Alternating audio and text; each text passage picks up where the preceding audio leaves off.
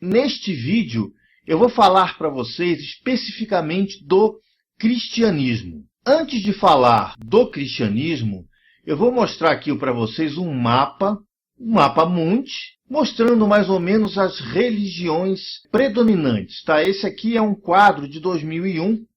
Na área em amarelo, nós temos as regiões em que o cristianismo predomina. Então, nós temos aqui as Américas, nós temos um pouco aqui o sul da África, a Ásia, o norte ali da Ásia, Oceania. Essas são as áreas, então, que o cristianismo, e quando eu falo, gente, cristianismo, eu estou falando religião católica e as religiões cristãs, as protestantes e diversas outras. Nesse pequeno mapa é a predominância de religião por número de praticantes. Então nós temos aqui, nesse cilindro rosa, nós temos as religiões cristãs. Por que esse cilindro está com duas cores? Porque as religiões cristãs, elas não são na realidade uma religião só. Elas são várias religiões. Então nós temos o cilindro mais escuro, a religião cristã católica. E nos cilindros mais claros, as religiões cristãs protestantes e as outras religiões ditas cristãs que aparecem por aí. Então vocês vão dizer assim para mim, puxa Ailton, então o cristianismo tem o maior número de praticantes no mundo. Se contarmos todas as religiões cristãs, realmente nós temos um número maior de praticantes. Mas, por exemplo, se nós falarmos da religião católica, nós vamos ver que não. Se nós compararmos as religiões protestantes separadamente, nós vamos ver que não. Nós vamos ver que a maior religião professada no mundo é a religião islâmica, que tem o maior número, então, de praticantes. E, em terceiro lugar, nós temos o hinduísmo. Né? O hinduísmo é a terceira ou segunda religião mais praticada no mundo, seguido, então, do budismo e seguindo, então, do judaísmo. Regionalmente, nós temos uma superioridade do cristianismo. Nós vemos que, em número de praticantes, se unirmos todas as religiões, nós vamos ver que nós temos uma superioridade também do cristianismo. E vamos ver também a frase de uma professora chamada Maria Immacolata Matteotti, que é professora de Sociologia das Religiões da Universidade La Sapienza de Roma. Ela tem uma frase interessante que nos faz pensar. O peso de uma religião não é medido apenas pelo número de seguidores. Conta muito a tradição e os apoios políticos. Se nós vermos o judaísmo como uma religião professada apenas por 14 milhões de pessoas, nós vamos dizer assim, poxa, o judaísmo é a religião menos importante.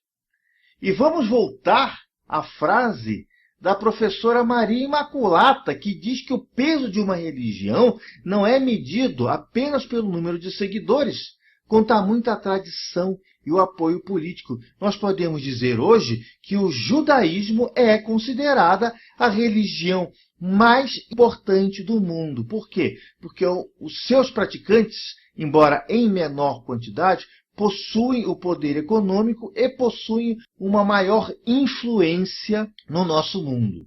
Então, são várias leituras que nós estamos tendo, então, da importância das religiões. Cada uma tem a sua importância, dado o aspecto em que nós as olhamos. Então, vamos falar do assunto desse vídeo. Vamos falar, então, sobre o cristianismo. Como o cristianismo é uma religião praticada pela maioria dos brasileiros, não tem muito segredo. É bem diferente, por exemplo, de eu falar do judaísmo, que a grande maioria das pessoas não conhece. Eu vou falar agora do cristianismo e falar um pouco da história. Porque, embora muita gente pratique o cristianismo e conheça o cristianismo, a história é muito pouco conhecida pelos cristãos.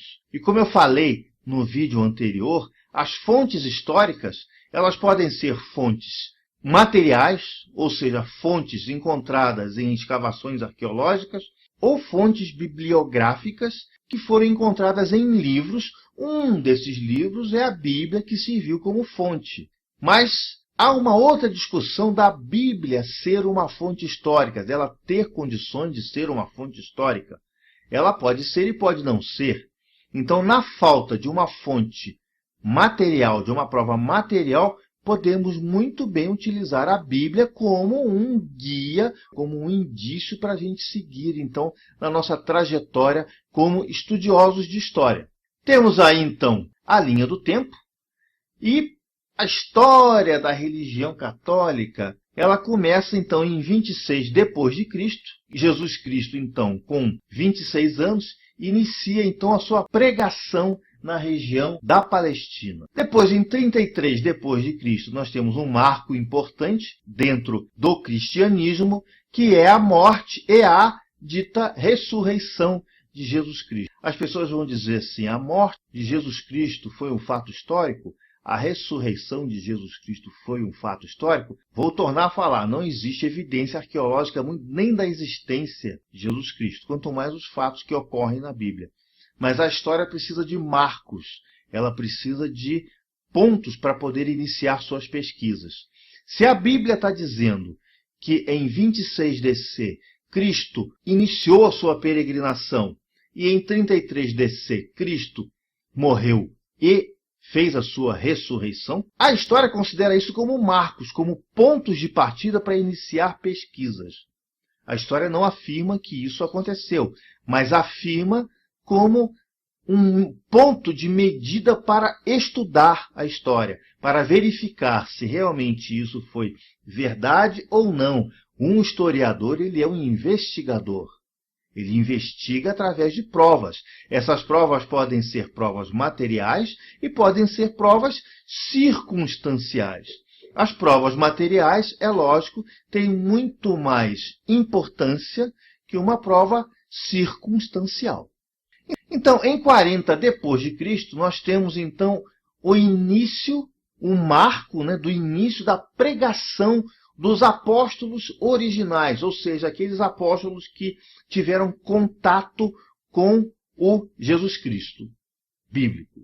Então nós temos Paulo de Tarso, que foi um grande codificador da religião católica, talvez o grande iniciador do catolicismo, como nós conhecemos hoje, foi Paulo de Tarso, também conhecido como São Paulo, na religião católica.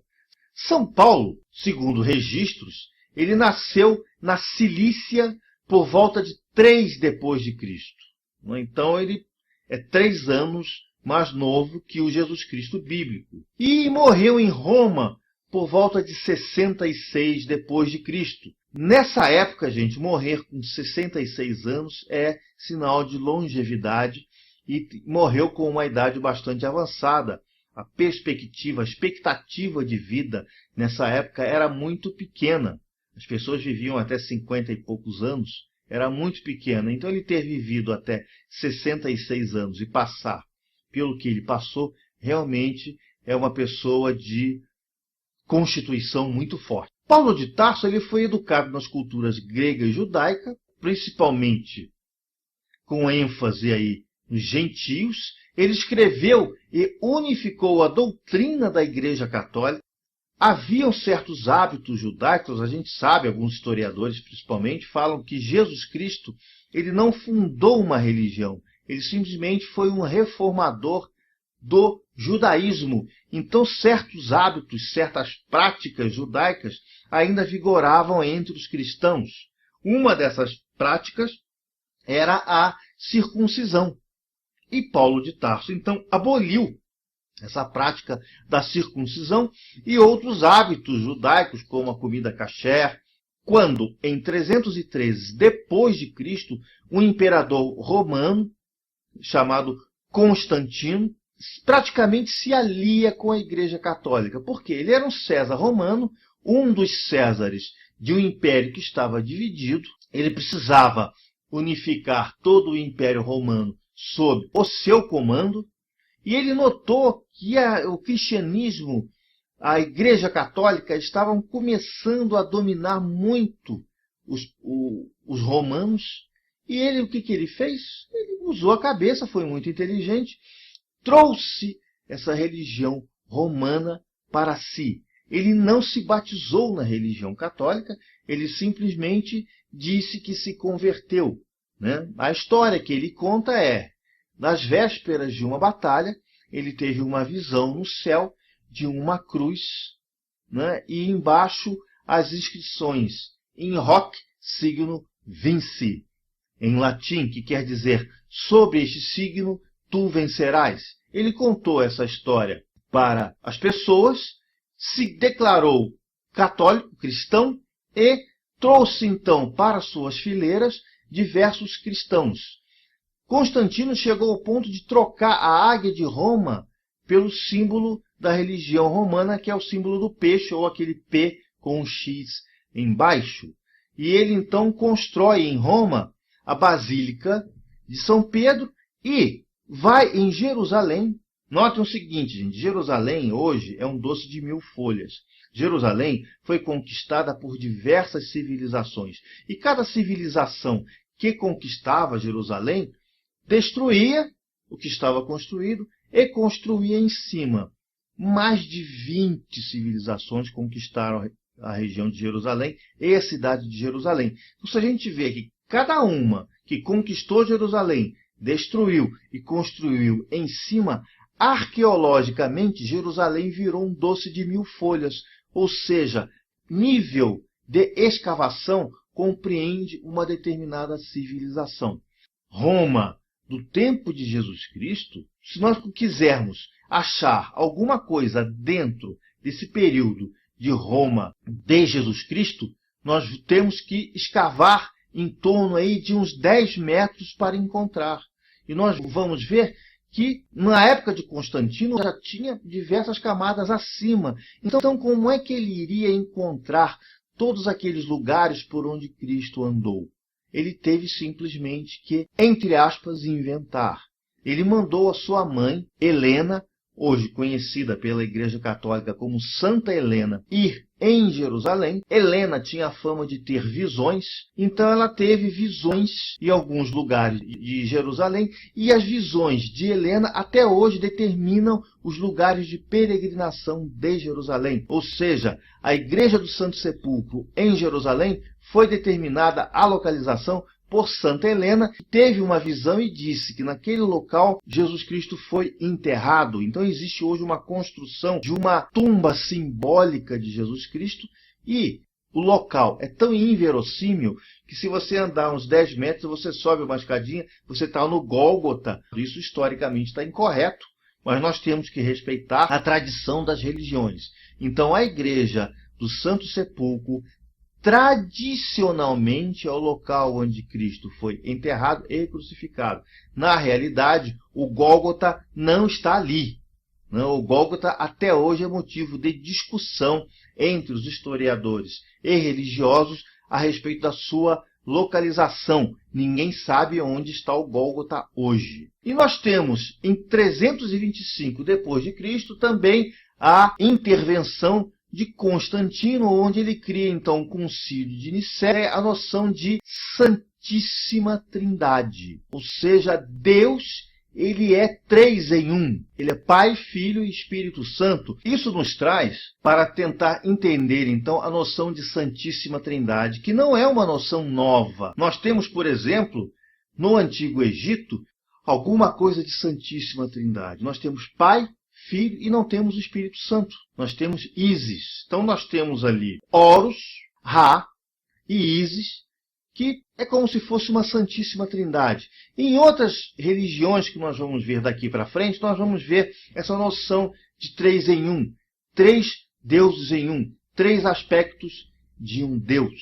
Constantino ali não estava inventando nada. Ele buscou ideias, é claro, em outras religiões. E uma coisa interessante na Igreja Católica é o conceito de Jesus Cristo. Jesus Cristo, a partir daquele momento, ele deixou de ser um homem. Jesus, então, passa a ser um Deus. Ele passa a ser adorado como um Deus. Ele deixa de ser simplesmente humano e passa a ser, ao mesmo tempo, divino e humano. Ele tem um aspecto humano quando ele esteve entre os seres humanos e ele é divino por ser filho de Deus. E Jesus, então, passa a ser uma parte dessa Santíssima Trindade. Ele passa a ser o Filho.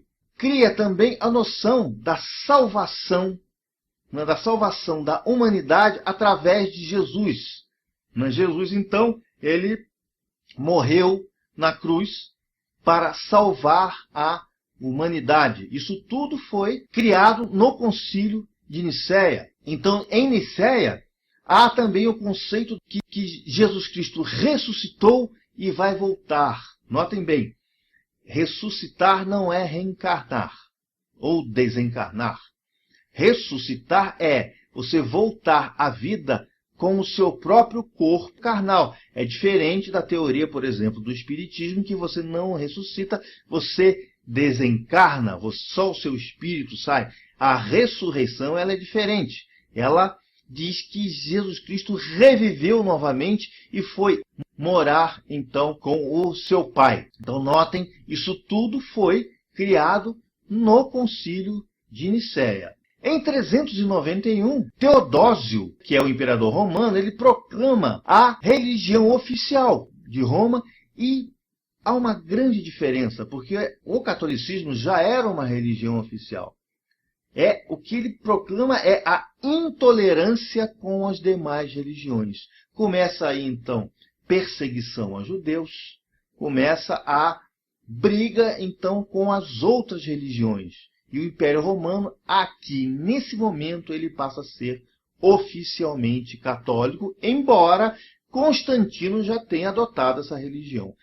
E em 1054, então, há o grande cisma do Oriente, quando a Igreja Ocidental, ela então se separa da Igreja Oriental. Aí, então, começam a surgir as religiões ortodoxas.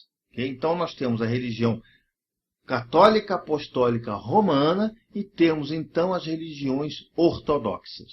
Como a Igreja Católica, nesse momento, ela passa a ser uma religião predominante, porque era a religião do Império, que ainda, nessa época, predominava, pelo menos culturalmente, sobre o mundo, surgiram, então, diversos cismas, diversas divisões, claro, cada um querendo pegar um pouquinho da fatia desse poder para si. Nós temos aqui em 1378 a 1417 o grande cisma do Ocidente. Por quê? Foi criado um papado em Avignon. Então nós tínhamos um papado em Roma e um papado em Avignon. Os dois papas se proclamando o único papa, o grande chefe da igreja. Em 1517, eu acredito que nesse ponto seja o maior ponto de ruptura do cristianismo, com o surgimento de Martinho Lutero, em que ele então discorda veementemente de diversos aspectos da religião católica e cria uma religião que protesta contra a situação vigente da Igreja Católica, daí o nome religião protestante, ou também chamada de luteranismo. Hoje, os pastores das religiões protestantes, eles usam o termo pregar. Por que pregar?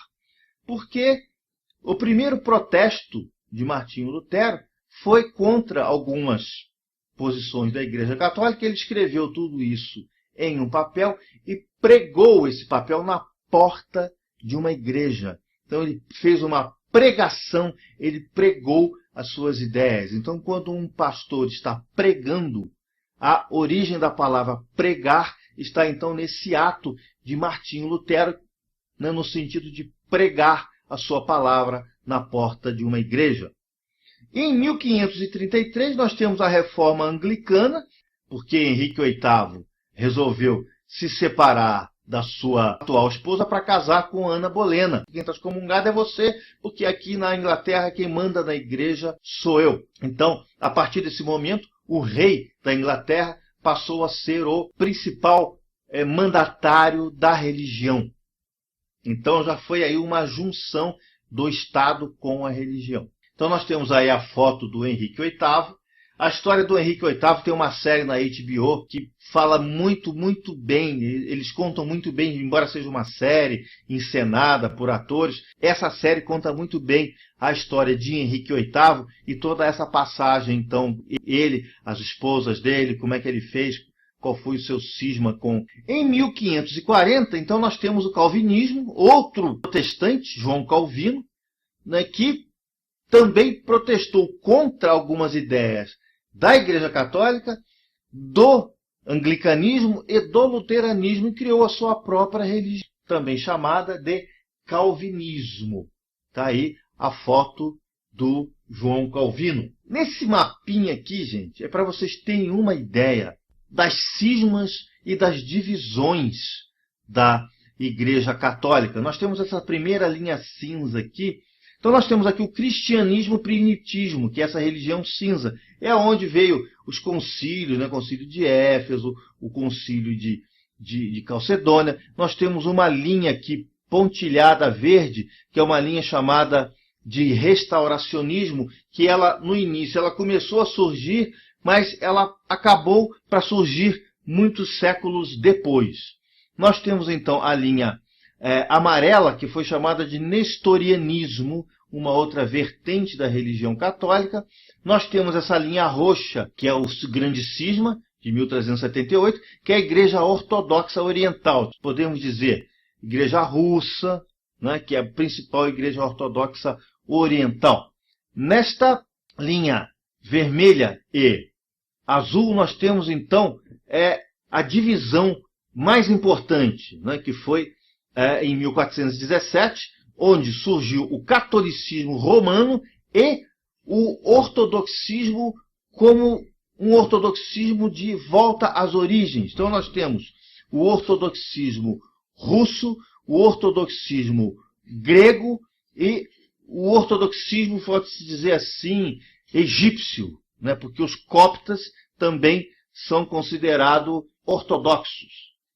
Então, nessa linha vermelha que nós temos aqui, que é o catolicismo romano, na reforma do século XVI, alguma união. Por exemplo, houve uma união com algumas vertentes ortodoxas e também algumas separações, como o restauracionismo, né, os anabatistas, o protestantismo, o anglicanismo, que começa a se dividir. Então, essa hoje é a situação do cristianismo. Por isso que naquele gráfico anterior eu falei para vocês que a Igreja Católica Romana tem uma grande influência no mundo hoje, mas que ela estava bastante dividida. Se ela não fosse tão dividida, talvez ia ser a religião de maior número de adeptos no mundo.